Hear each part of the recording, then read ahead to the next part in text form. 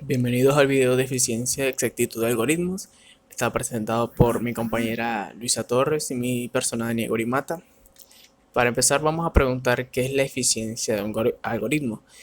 Bueno, la eficiencia algorítmica este es un término que se usa para describir propiedades de los algoritmos que están relacionados con la cantidad de recursos utilizados por el algoritmo. Cuando hablamos de recursos nos referimos más que todo a la parte algorítmica, es decir, el código en sí, y no tanto a la parte del hardware como procesador y otros, dado que no se toma en consideración esto a la hora de hablar de eficiencia algorítmica.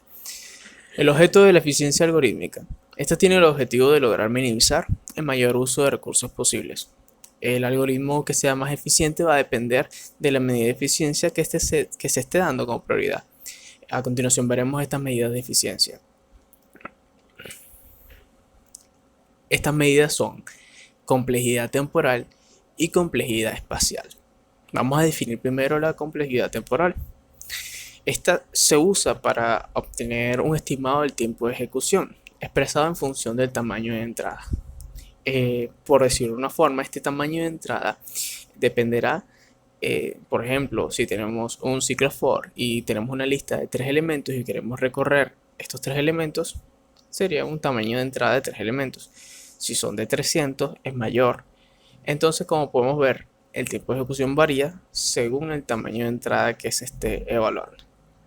Se expresa en O grande o en TN, y esto es muy útil para comparar algoritmos que procesan una gran cantidad de datos, por ejemplo en la Big Data o en el análisis de datos. La complejidad espacial. Esta se enfoca en el uso de memoria, generalmente el RAM, por los algoritmos mientras estos son ejecutados. Actualmente no se enfoca tanto en esta parte en proyectos normales, dado que existe memoria RAM de mucha capacidad, superando hasta los 16 GB. Entonces se usa más que todo para proyectos o muy precisos, muy concisos o muy grandes. Esta parte del análisis de algoritmos se hace mediante esta vía y se obtiene el estimado del uso de memoria principal. La eficiencia de bucles. Estos bucles normalmente son instrucciones que consumen bastante tiempo de ejecución. Y en este caso vamos a centrarnos en los bucles for para poder explicarlo de una manera más sencilla.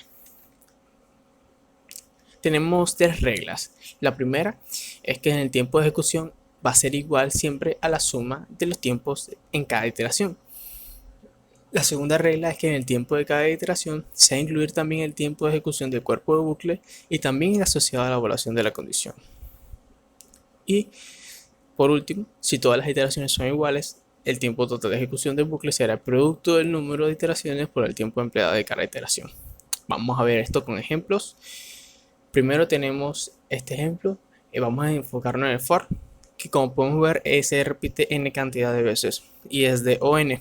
Esto vendría siendo una cantidad lineal en la que podemos poder ver allí que si variamos el número va a variar el tiempo de ejecución en el ciclo for.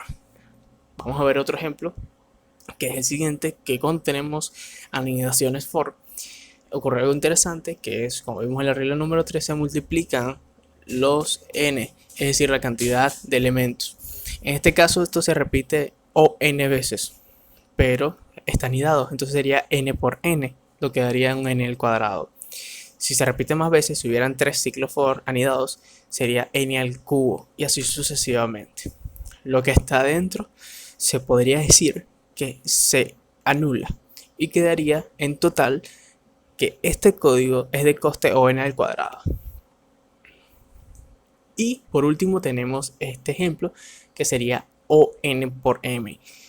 No sería ya al cuadrado porque no son el mismo elemento, pero sí sería o n por m, se multiplican igualmente.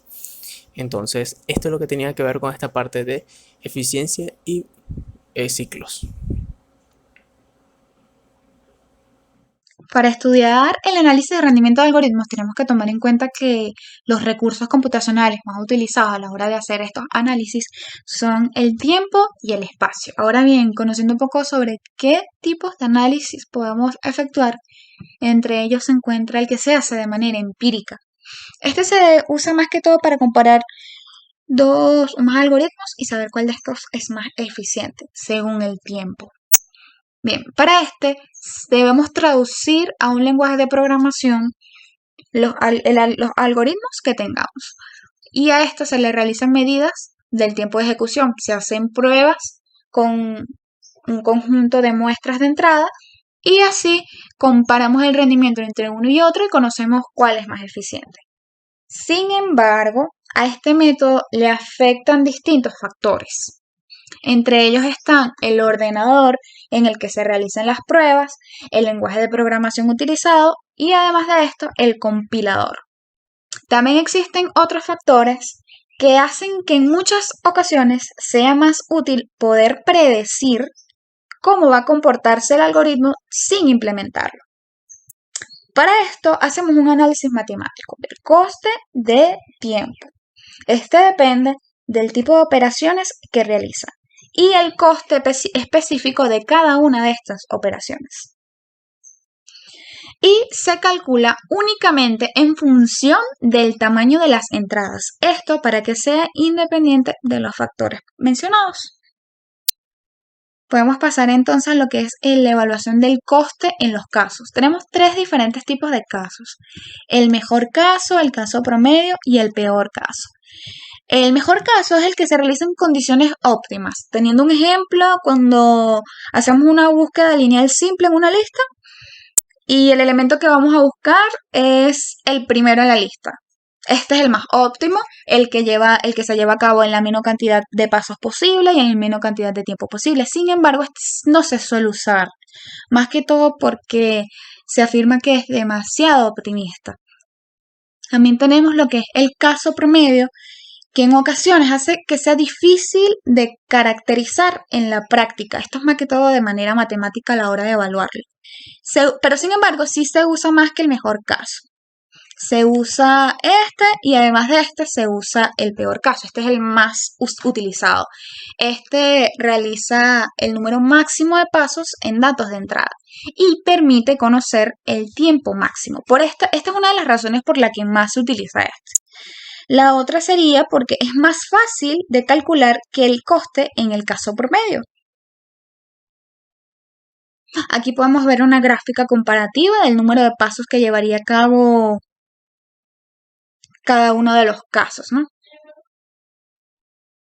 Y bueno, aquí podemos ver gráficamente que una de las razones por las que se utiliza el peor caso para la hora de evaluaciones es porque este nos proporcionaría garantía sobre el coste del algoritmo, ya que nunca el algoritmo va a exceder el coste que el que tiene en el peor caso, ¿no? Podemos pasar entonces a los que son los análisis de forma teórica.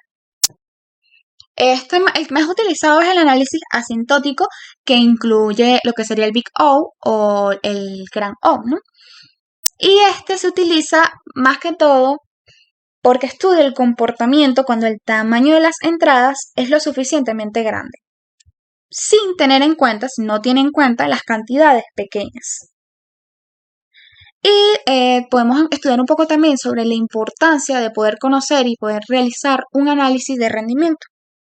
Esto es más que todo porque en la práctica es muy importante que no se llegue a tener un algoritmo ineficiente, porque esto puede afectar significativamente el rendimiento de un sistema. En aplicaciones de tiempo real, por ejemplo, un algoritmo que tarda demasiado en ejecutarse puede hacer que sus resultados sean obsoletos o inútiles. Y además de eso, un algoritmo ineficiente también puede terminar requiriendo una cantidad antieconómica de potencia de cálculo o almacenamiento para funcionar. Entonces sería prácticamente inútil, como ya mencioné. Muchas gracias por su atención. Espero que de verdad sea de mucha utilidad la información suministrada.